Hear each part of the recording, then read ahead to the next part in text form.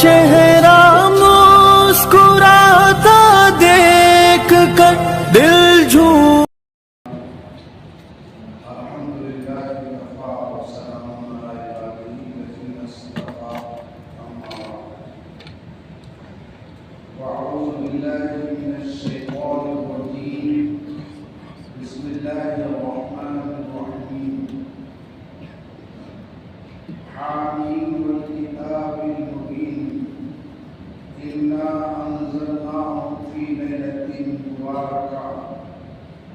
فيها يفرق كل أمر حكيم أمرا من عندنا إنا كنا مرسلين. محترم بزرگوں اور حاضرین کرام، اللہ تعالیٰ کا بڑا انعام اور اس کا احسان ہے کہ ہم کو عبادت کے لیے اور ہماری مغفرت اور بخشش کے لیے بہت سے ایسے مواقع عطا فرمائے جو پچھلی امتوں کو نصیب نہیں ہوئے. حضور اکرم صلی اللہ علیہ وسلم نے 15ویں شعبان المعظم کو اور اس رات کو عبادت کرنے کا حکم فرمایا. سیاہ ستہ کی کتاب ابن ماجہ میں روایت. اور یہ جو سلسلہ ہے ہمارے لیے اللہ کی رحمت کے دروازوں کو در کو وا کرنے کا، یہ رجب، شعبان، رمضان تینوں مہینے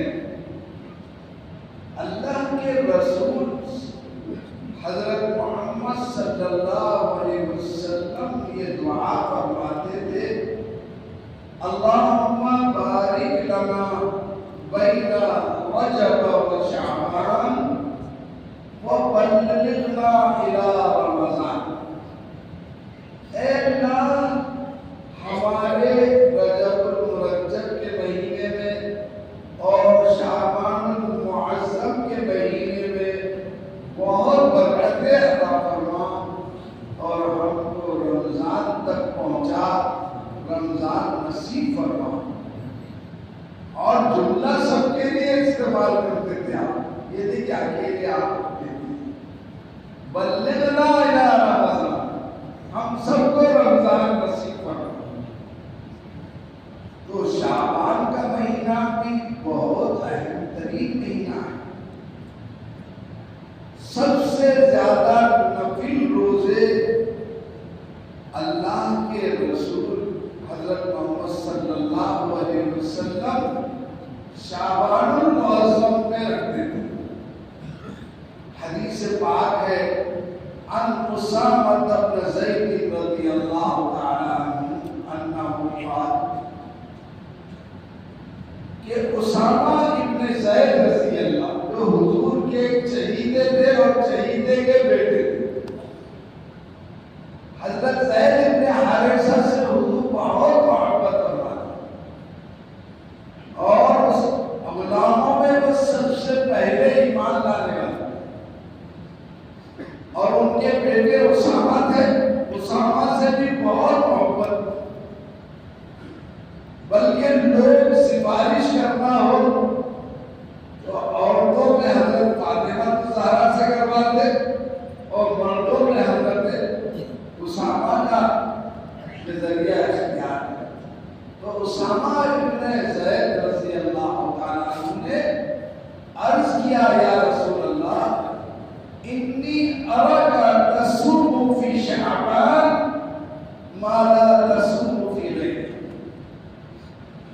میں آپ کو کئی سالوں سے مسلسل دیکھ رہا ہوں کہ آپ شعبان میں نفل روزے خوب رکھتے ہیں، جبکہ دوسرے مہینوں میں اتنے روزے آپ نہیں رکھتے.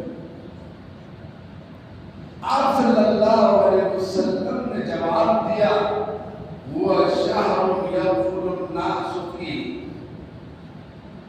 لوگ غفلت سے اس مہینے کو گزار دیتے ہیں۔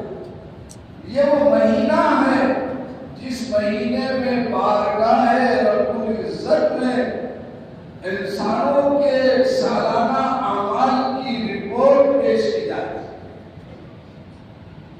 وَأُحِبُّ أَن يُرْفَعَ عَمَلِي وَأَنَا صَائِمٌ، اور میں چاہتا ہوں کہ میرے اعمال نامہ سالانہ اس حال میں پیش ہو کہ میں روزے سے، لیکن وہ شخص روزہ نہ رکھے جو 15 شعبان کے بعد رکھنا مکروہ ہے، جو پہلے سے رکھتا ہوا آ رہا ہے شعبان کے آغاز سے، اس کو نبی کی اجازت ہے۔ کیا شفقت ہے شریعت کہ اگر وہ 15 شعبان کے بعد روزے رکھے گا تو کمزور پڑ جائے گا اور نفل روزوں کی وجہ سے کہیں وہ فرض روزوں سے جو ہے تو محروم نہ ہو جائے۔ اس لیے فقہاء کی قبروں کو اللہ نور سے بھر دے، انہوں نے کہا کہ اگر پہلے سے رکھتا ہے تو ٹھیک ہے، لیکن 15 کے بعد خاص طور سے رکھ رہا تو یہ اس میں یہ شفقت ہے کہ وہ رمضان المبارک کے فرض روزے اس سے نہ چھوٹ جائیں۔ حضور اکرم صلی اللہ علیہ وسلم نے شعبان المعظم کی 15ویں شب جس کو ہم شب برات کہتے ہیں، اس کے بارے میں ارشاد فرمایا کہ اذا کانت لیلۃ النصف من شعبان، جب 15ویں شعبان آ جائے، یہ حدیث کے الفاظ فَقُومُوا لَيْلَهَا وَصُومُوا نَهَارَهَا، تو رات میں عبادت کرو اور دن میں روزہ رکھو۔ یہ اللہ کے رسول صلی اللہ علیہ وسلم کا ارشاد ہے، اور فرمایا فَإِنَّ اللَّهَ يَنزِلُ فِيهَا بِغُرُوبِ الشَّمْسِ إِلَى السَّمَاءِ، اس شب میں اللہ غروب آفتاب سے آسمان دنیا پر نزول اجلال فرماتے ہیں اور آواز لگائی جاتی ہے اللہ کی طرف سے، وَيَقُولُ فرماتے ہیں هَلْ مِن مُسْتَغْفِرٍ فَاغْفِرَ لَهُ،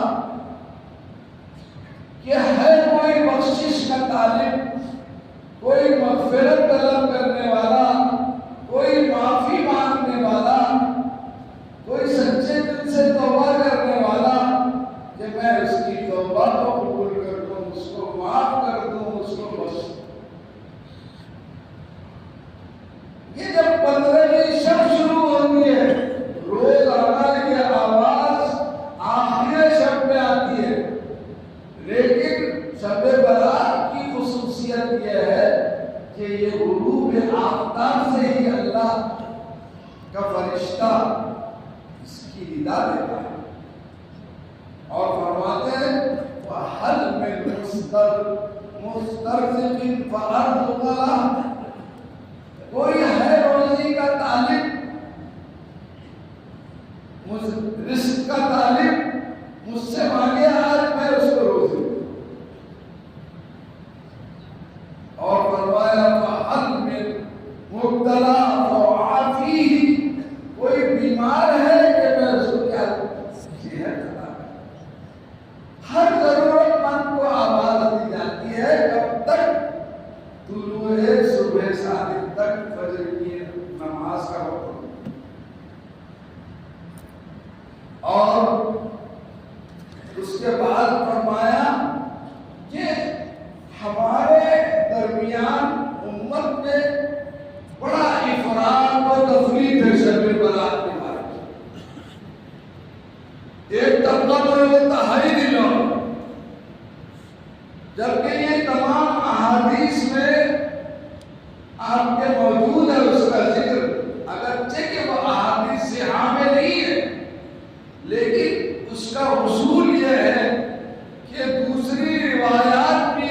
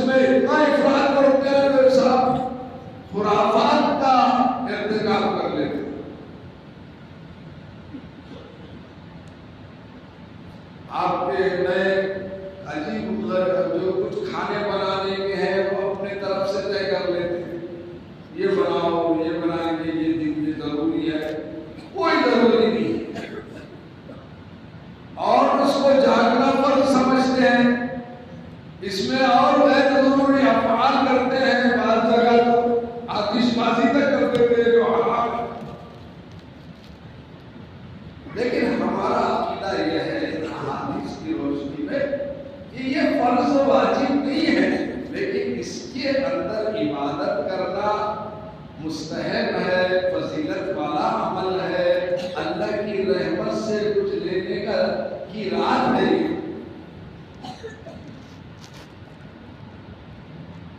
حضرت رسول پاک صلی اللہ علیہ وسلم نے فرمایا کہ اس میں چند لوگ ایسے ہیں کہ جن کی مغفرت نہیں ہوتی، باقی کی ہو جاتی۔ تو اللہ جن سے ناراض ہے، جب تک وہ برے کام کو نہیں چھوڑ دیں گے اور سچی توبہ نہیں کریں گے، اللہ ان کو معاف کرے۔ شب برات میں کیا کرنا چاہیے؟ دو، پہلا کام یہ ہے کہ فجر کی نماز اور عشاء کی جماعت، عشاء کی نماز دونوں جماعت سے پڑھنا۔ نہ تو عشاء میں آئے تو یاد ہوگا اور فجر میں سو کے جا، پوری رات کی عبادت بیکار۔ فاروق اعظم نے سلیمان نامی ایک نوجوان کو دیکھا کہ فجر کی نماز میں نہیں ہے، مسجد نبوی کے سامنے گھر تھا، آپ گئے، کھٹکا دیا، کہا سلیمان فجر کی نماز میں کیوں نہیں آئے؟ ان کی والدہ نے پردے سے کہا کہ رات بھر اس نے عبادت کی اور فجر کے وقت سو گیا۔ آپ نے فرمایا رات بھر سوتا اور فجر کی نماز فرض پڑھتا تو اس سے بہتر۔ اور اس رات میں خاص طور سے تنہائی میں بیٹھ کر اپنا حساب کرو، دوسروں کا حساب چھوڑو، اپنا حساب اپنے کو دینا ہے کہ میری عمر 50 سال کی ہو گئی، 60 سال کی ہو گئی، 70 سال کی ہو گئی، میں نے اس عمر کو کن کاموں میں گزارا؟ اللہ کے رضا والے کاموں میں گزارا یا اللہ کی نافرمانی اور ناراضگی کے کاموں میں گزارا؟ اس کا محاسبہ اور مراقبہ کرے، اپنا حساب ہے۔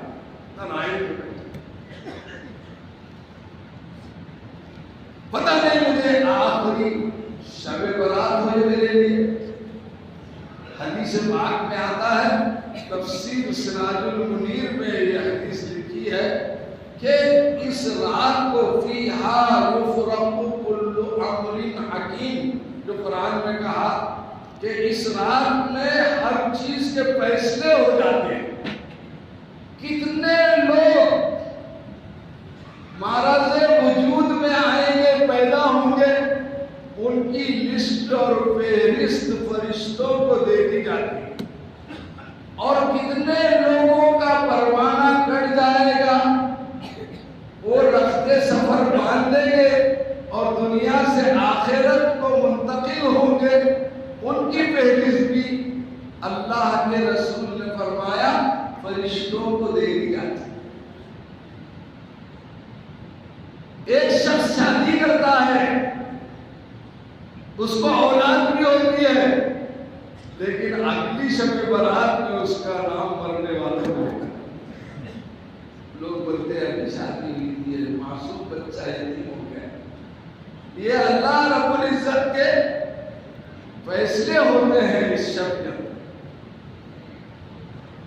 اور تیسرا کام، جو مسنون دعائیں ہیں، قضا نمازیں وہ پڑھو تھوڑی دیر، مسنون دعائیں مانگو گے ملا کر امت کے حالات کدھر جا رہے ہیں، اور ہم بولے دعا کرو، خالی دعا کرو۔ بات سمجھو ہماری، اللہ کے رسول نے قربانیوں کے بعد دعا کی تو اللہ نے فتح نصیب فرمائی۔ گھر میں بیٹھے بیٹھے بس دعا کر رہے، وہ اسباب اختیار کر رہے، وہ تیاری کر رہے، اور ہم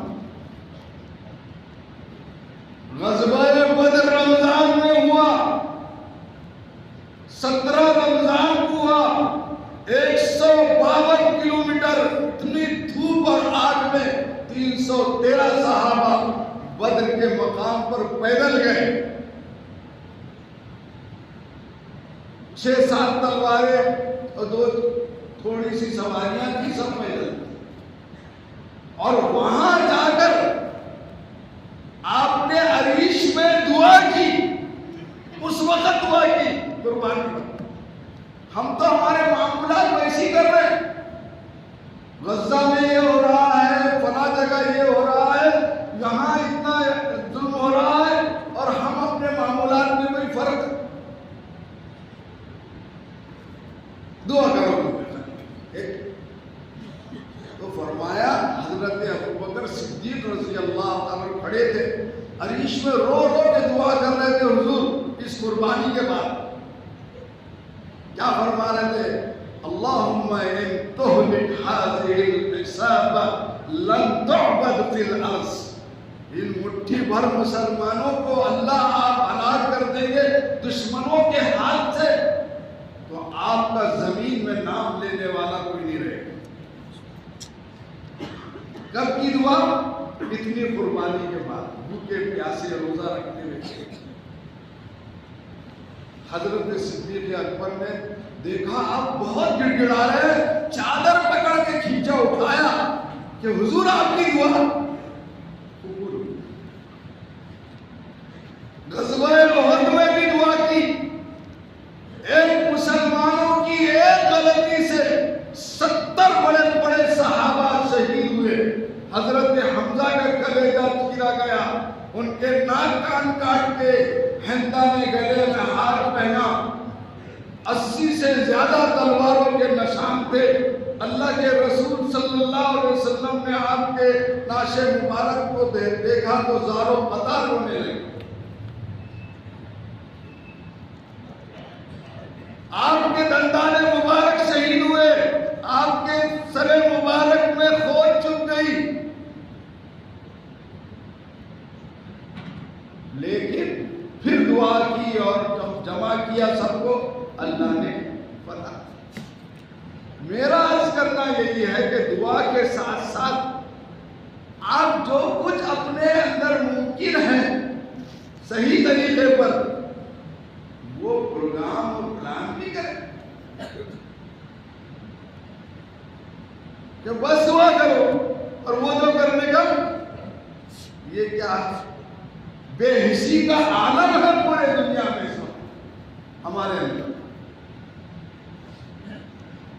دوستو، غزوہ احزاب کے موضوع نہیں ہے میرا، شب برات کو غزوہ احزاب میں 15 دن تک سخت سرما کے موسم میں شباب پر سردی ہے، حضور اکرم صلی اللہ علیہ وسلم کے صحابہ فاتح کر رہے ہیں۔ ایک صحابی آئے اور اپنا دامن اٹھا کر بتایا کہ بھوک کی وجہ سے میں نے کمر سیدھی رکھنے کے لیے پیٹ پر پتھر باندھا۔ اللہ کے رسول نے اس خاموش سوال کا جواب خاموشی سے جواب دیا اور اپنا دامن اٹھایا، 2 پتھر بندھے۔ 15 دن تک خندق کھودتے رہے بھوکے پیاسے۔ 15 دن کے بعد اللہ نے فتح دلائی، آندھی چلی اور دشمن بھاگ گئے۔ یہ آندھی 15 دن پہلے بھی چل سکتی تھی، دعا سے حضور کی ہو سکتا تھا کہ تمہاری دعا سے زیادہ ان کی دعا قبول ہوتی، لیکن بتایا نبی کریم صلی اللہ علیہ وسلم نے کہ دعا اس وقت کرو جب تم دین کے خاطر کچھ قربانی بھی دو، اپنے جان کی، مال کی، صلاحیت کی، اور اپنے جو ہے تو پروگرام کی بنانے کے لیے محنت کریں، اپنے دفاع کی۔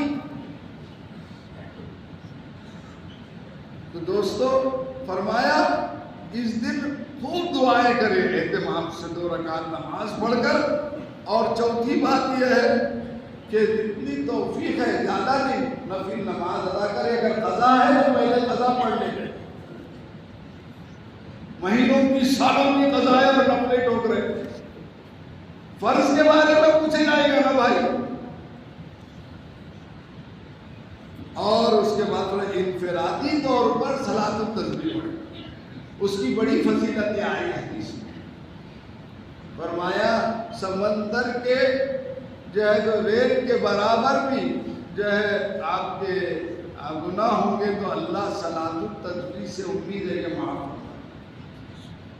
حضور نے فرمایا روز پڑھو چچا جان، نہیں تو ہفتے میں ایک دن پڑھو، ہفتے میں ایک دن بھی پڑھ سکتے ہیں۔ حضرت عباس سے کہا تو سال میں ایک مرتبہ پڑھو، سال میں ایک مرتبہ نہیں پڑھ سکتے تو کم از کم عمر میں ایک مرتبہ پڑھو۔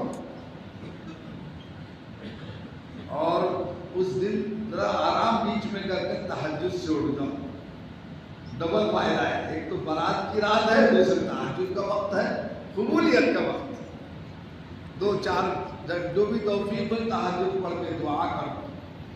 اور فرمایا قرآن کریم کی تلاوت کرو، کثرت سے اللہ کا ذکر کرو۔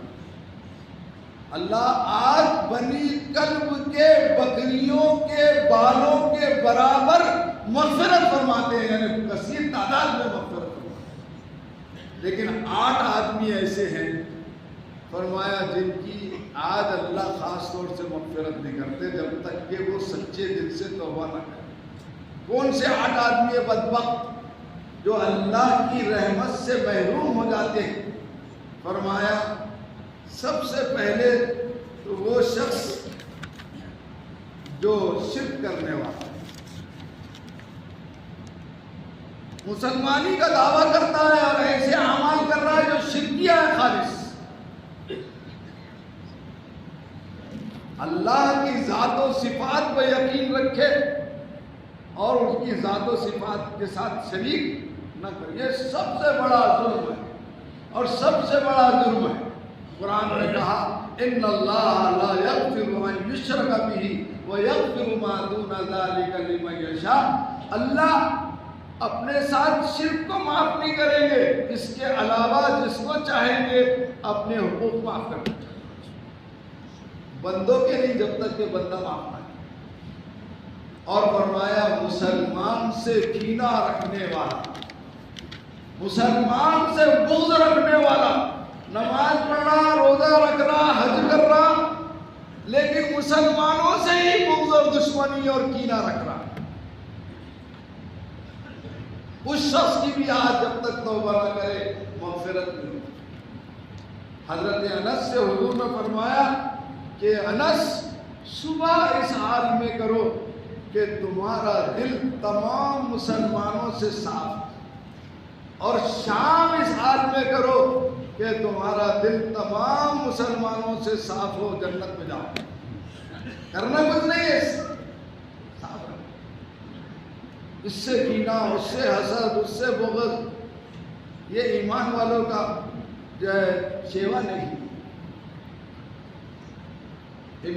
انسان سے انسان کو کینہ نہیں اچھا، انسان سے انسان کو کینہ نہیں اچھا، جس سینے میں ہو کینہ وہ سینہ نہیں اچھا۔ تو مسلمانوں کے بارے میں حضور نے بار بار کہا کہ لا تحاسدوا ولا تباغضوا ولا تدابروا وكونوا عباد اللہ اخوانا۔ ارے حالات کو دیکھو، ایک دوسرے سے حسد جلن کر کے اپنا نقصان مت کرو، ایک دوسرے سے تعلقات توڑو مت، ایک دوسرے کو پشت مت دکھاؤ، بھائی بھائی بن جاؤ۔ کب بنو گے؟ کونوا عباد اللہ اخوانا۔ ملت کفر تمام کی تمام تمہارے مقابلے میں جمع ہو گئی، اور ہم ہیں کہ منتشر۔ حسد، کینہ یہ بہت بڑا گناہ ہے مسلمان۔ اور فرمایا ناحق قتل کرنے والا۔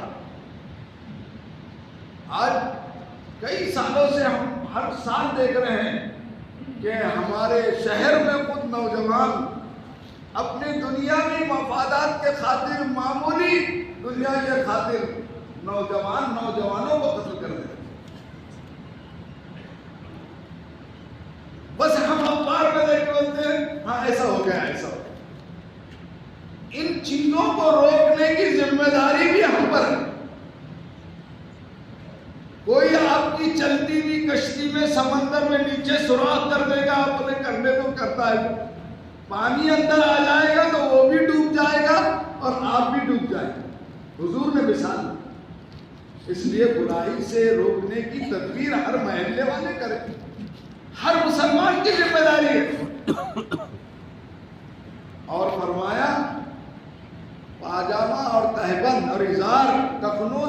نیچے لٹکانے کو حضور نے منع فرمایا. یہ گناہ ہے.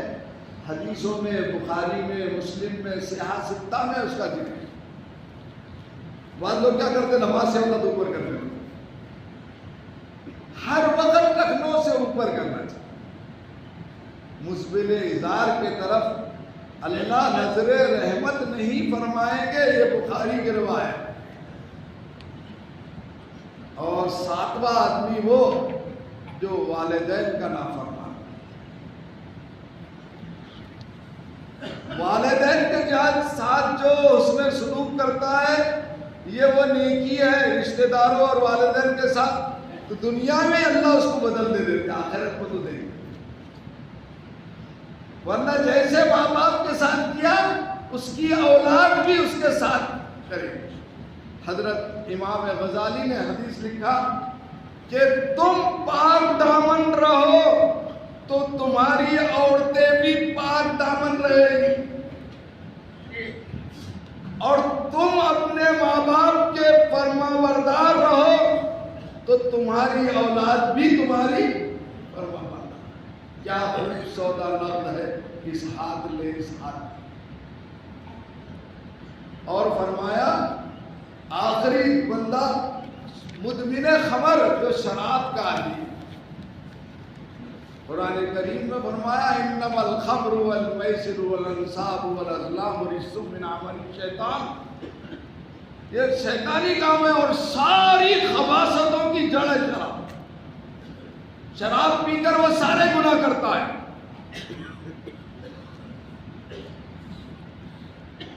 اللہ سے دعا ہے اللہ ہم سب کو ان محرومی سے بچائے، ان گناہوں سے بچائے، اور ہم سب کی دعائیں اور توبہ کو قبول فرمائے.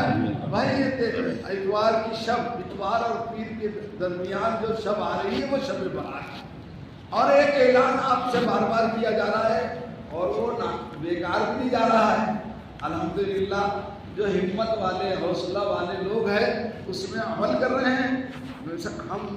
ہم نے درخواست کی آپ سے عاجزانہ کہ یہ مسجد کے لیے اور یہ جامعہ کے لیے سولار کی ضرورت ہے. تو الحمدللہ ہمارے بہت سے بھائیوں نے اپنی ہمت سے زیادہ حصہ لیا. اللہ تعالیٰ ان سب کو قبول فرمائے اور جو نیت کر رہے ہیں ان کو بھی قبول فرمائے کہ یہ 6-7 لاکھ روپے لائٹ کا بل وہ دوسرے اچھے اور کاموں میں جو ہے تو خرچ کیا جا سکتا ہے. یہ اس کا بل بہت زیادہ آ رہا ہے. نماز کے بعد آپ سے بہت وقت کم ہے، اس لیے ادب سے گزارش ہے جو ممکن ہو سکے وہ امام صاحب کے پاس یا 28 نمبر ہمارا دفتر ہے یا باہر لوگ جو ہے جو اس پر بیٹھے ہوئے ہیں کہاں آپ کے ٹیبل پر، آپ ان کے پاس ضرور اس روشنی کے لیے مسجد میں اور تمام جامعہ میں روشنی کا کام کرو گے تو اللہ تمہارے قبروں میں اور آخرت میں قیامت کے دن روشنی عطا فرمائیں گے. اللہ قبول فرمائے. آمین.